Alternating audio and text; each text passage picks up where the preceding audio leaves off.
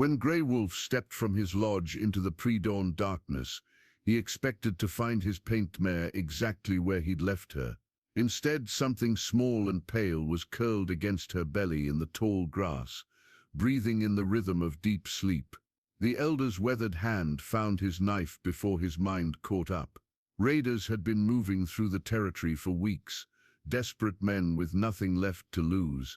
But as moonlight caught the sleeping form, Grey Wolf saw it wasn't a threat. It was a child. A boy, maybe 8 winters, with skin too light and hair too straight to belong to any tribe he knew. The paint mare's dark eyes met his, calm as still water. She'd accepted this strange burden without alarm, her massive frame sheltering the boy from the autumn wind that cut across the plains like a blade. Grey Wolf had raised that horse from a foal. She didn't trust easily. He crouched, studying the child's face in the silver light. The boy's clothes were torn, his feet bare and bloodied. Hunger had carved hollows beneath his cheekbones, but something else made Grey Wolf's breath catch in his throat. Something about the set of those closed eyes, the stubborn line of the jaw even in sleep. 23 years. 23 years since he'd buried his son beside the creek where the wild plums grew. 23 years since Little Hawk had ridden out to hunt and never returned, leaving behind only questions and a father's rage that had slowly curdled into loneliness. But those eyes, Grey Wolf had seen them before, had watched them flash with defiance when Little Hawk was caught stealing honey from the bear caves, had seen them fill with tears the day his son had spoken of the white woman he'd met at the trading post, the woman Grey Wolf had forbidden him to see again. The boy stirred, fingers curling around a small leather pouch tied to his wrist. Grey Wolf recognized the beadwork immediately. Comanche. His own wife's pattern, the one she'd taught their daughters before the fever took them all. The one Little Hawk had learned in secret, working by firelight when he thought no one was watching. Grey Wolf's hand trembled as he reached toward the sleeping child. The paint mare nickered softly, a sound that might have been warning or welcome. In the distance, coyotes called to each other across the emptiness, their voices rising and falling like grief made audible. The boy's eyes opened, not brown like his mother's people, but black as winter nights, black as Little Hawk's had been. The child didn't flinch when he saw Grey Wolf looming above him. Instead, he sat up slowly, clutching the leather pouch tighter, and spoke in halting Comanche. "Are you the one called Grey Wolf?" The words hit like arrows. Grey Wolf had lived alone for so long that hearing his name in his own language felt like listening to ghosts. "How do you know this name?" "My mother told me." The boy's voice was steady despite the exhaustion written in every line of his small body. "She said if I ever found you, I should give you this." He held out the pouch with both hands, the way Little Hawk had been taught to offer gifts to elders. Grey Wolf's fingers shook as he opened the worn leather. Inside was a braid of black hair tied with red thread, a silver button from a cavalry coat, and a piece of carved bone he remembered making for his son's 16th winter. At the bottom lay a folded paper, soft with handling. The words were in English, written in a woman's careful script. "His name is Daniel. He is your blood. Little Hawk loved us both. Where is your mother?" Grey Wolf asked, though something in the boy's eyes had already given him the answer. "Buried near the settlement, 3 days' walk." Daniel. The name tasted foreign on Grey Wolf's tongue. "The sickness took her last month. Before she died, she told me about you, about my father." The old man felt the weight of 23 years pressing down on him like stones. This child was proof of everything he'd tried to forget. His son's defiance, his own stubborn pride, the choices that had driven Little Hawk away forever. But he was also something else. He was the future Grey Wolf had thought lost to the wind. "The white settlers will look for you," he said finally. "They already are." Daniel glanced toward the eastern horizon where the first pale threads of dawn were beginning to show. "My mother, she wasn't married to my father in their way. The church people want to put me in their school, make me forget." Grey Wolf studied the boy's face, seeing little Hawk's determination mixed with a stranger's features. The child had walked 3 days alone across country that killed grown men, following stories and half-remembered directions to find a grandfather who might not even exist. That took more than courage. It took the kind of stubborn strength that ran in Comanche blood. In the distance something glinted, riders on the ridge, still far enough away to be mistaken for shadows, but moving with purpose. "They're coming," Daniel whispered. Grey Wolf counted 6 horses silhouetted against the lightning sky. They moved in formation, not the random pattern of drifters or traders. These were men with authority and intent, following a trail that led straight to his camp. "Inside," he ordered, nodding toward his lodge. Daniel obeyed without question, but Grey Wolf caught his arm before he disappeared. "If I tell you to run, you run. You understand? No looking back, no waiting. You take my mare and you ride south until you reach the canyon lands." The boy nodded, his small face grave with understanding beyond his years. Grey Wolf watched him slip into the dark interior of the lodge, then turned to face the approaching riders. He'd known this moment would come eventually. A Comanche elder, living alone on land the whites claimed as their own, was always borrowed time. The lead rider wore a badge that caught the early morning light, Sheriff's Star, polished bright as a promise of trouble. Behind him rode 5 men Grey Wolf recognized from the settlement, farmers and shopkeepers turned into a hunting party by righteousness and fear. "Morning, Chief," the sheriff called out, his voice carrying the false friendliness of a man trying to avoid violence but prepared for it.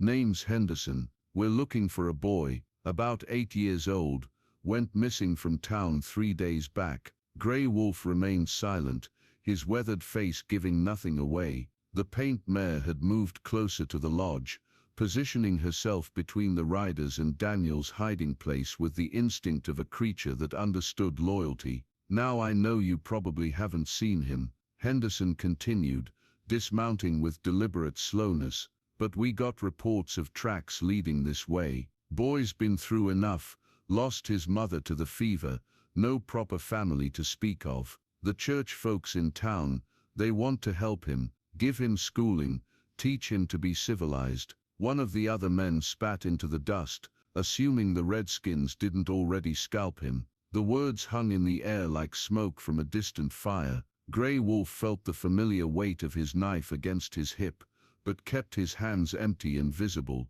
Violence would solve nothing here. These men had law on their side and numbers besides, but they also had assumptions. "I have seen no white boy," he said, letting truth dance around the edges of his words. Daniel wasn't entirely white after all, and seeing was different from knowing, harboring, protecting. Henderson studied his face for a long moment. "You won't mind if we look around then, just to be thorough?" It wasn't really a question. 2 of the men were already dismounting, their hands resting on gun butts with practiced ease. Grey Wolf calculated distances, cover, the likelihood of getting Daniel to the mare before bullets started flying. Inside the lodge, something soft thudded against the ground, a small sound easily missed if you weren't listening for it. But Henderson's eyes sharpened like a hawk spotting movement in the grass. "That your lodge, Chief?" Henderson asked, already moving toward the entrance with his hand on his pistol. The other men spread out in a loose circle, cutting off escape routes with the efficiency of wolves surrounding prey. Grey Wolf stepped sideways, not blocking their path but making them aware of his presence. "It is. Then you won't mind showing us inside." The moment stretched taut as a bowstring. Grey Wolf could smell the fear sweat on the men, could read the violence waiting just beneath their civilized words. These weren't professional hunters or soldiers, they were farmers and clerks who'd convinced themselves they were saving a child, while secretly hoping for an excuse to spill Indian blood. "Please." The word came from inside the lodge, soft but clear. Daniel emerged on his own, the leather pouch clutched in his small fist. "Don't hurt him." The transformation on the men's faces was immediate, relief, validation, and something uglier. Henderson stepped forward, his expression softening into what he probably thought was kindness. "There you are, son. We've been worried sick." He reached out as if to touch Daniel's shoulder, but the boy stepped back, moving closer to Grey Wolf. "Your mother's friends have been looking everywhere for you. It's time to come home." "This is my home now," Daniel said quietly. "This man is my grandfather." The words hit the group like cold water. Henderson's hand dropped to his side, and the other men exchanged glances loaded with confusion and disgust. A half-breed child was one thing, unfortunate, but not uncommon on the frontier. But a half-breed child, claiming kinship with an old Comanche warrior, was something else entirely. "Boy, you don't know what you're saying," Henderson said, his voice taking on a harder edge. "This savage isn't family. He's probably the one who—" "My father's name was Little Hawk," Daniel interrupted, his voice carrying across the morning air with startling clarity. "He died when I was too young to remember, but my mother told me stories. She said he was brave and kind, and that he loved me enough to give me this." He held up the leather pouch. "She said his father would know what it meant." Grey Wolf felt something crack open inside his chest, not breaking, healing, like ice giving way to spring water after the longest winter in memory. He looked down at his grandson, seeing Little Hawk's stubborn courage mixed with a white woman's gentle strength, and understood that some bridges burned by pride could still be rebuilt by love. Slowly, deliberately, he placed his hand on Daniel's shoulder. The boy didn't flinch. If anything, he seemed to grow taller under the weight of that acceptance. "This is my blood," Grey Wolf said, his voice carrying the authority of a man who had lived through wars and losses and survived them all. "My grandson, my family." The silence that followed was broken only by the wind moving through the grass and the distant call of a red-tailed hawk circling overhead. Henderson's face went through several changes of expression before settling into resigned frustration. Oh. He was a practical man, Grey Wolf realized, the kind who understood when a situation had shifted beyond his control. "The law says that boy needs proper schooling," Henderson said finally, but his heart wasn't in the threat anymore. "Church folk won't just let this go." "Then let them come." Oh. Grey Wolf's voice was calm as still water, but underneath ran currents of iron will and decades of survival. Oh. "This land remembers older laws than yours. A grandfather's claim to his blood runs deeper than your papers." One of the farmers stepped forward, his face flushed with anger. "You can't just—" Henderson raised a hand, cutting him off. The sheriff studied Grey Wolf and Daniel for a long moment, taking in the boy's obvious health and the protective stance of the old warrior. Whatever he saw there seemed to settle something in his mind. "I'll tell the church committee the boy's with family," he said at last. Oh. "Legal family or not, blood's blood. But if there's trouble, if anyone reports him being mistreated or kept from learning, I'll be back." Grey Wolf nodded once. It was more than he'd expected, and less than he deserved, but it was enough. The riders mounted up and headed back toward town, their duty technically fulfilled, even if their hearts weren't satisfied. Oh. When the dust from their horses had settled, Daniel looked up at his grandfather with eyes that held questions and hope in equal measure. "What happens now?" Grey Wolf knelt in the grass beside the boy, feeling his old bones protest but not caring. "Now you learn who you are. Oh. Both sides of your blood. Your father's people, and your mother's people, the stories that made you." He opened the leather pouch again, pulling out the braid of black hair. "This was your father's, cut when he became a man. Next came the carved bone. I made this for his naming ceremony. Oh. This," he held up the silver button, "this came from the coat of the first white soldier, who learned that Comanche warriors don't surrender." Daniel touched each item with reverent fingers. "Will you teach me about him, about my father?"